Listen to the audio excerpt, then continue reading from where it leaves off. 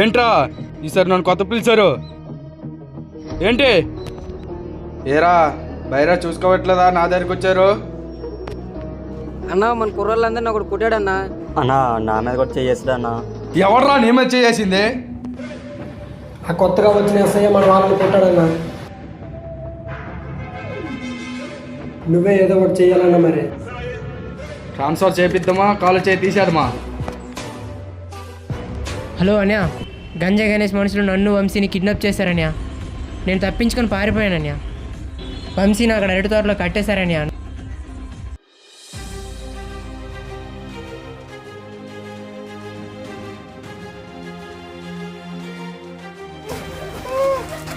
రే వంశీ, ఎవడరా నేను ఇలా కట్టేసింది?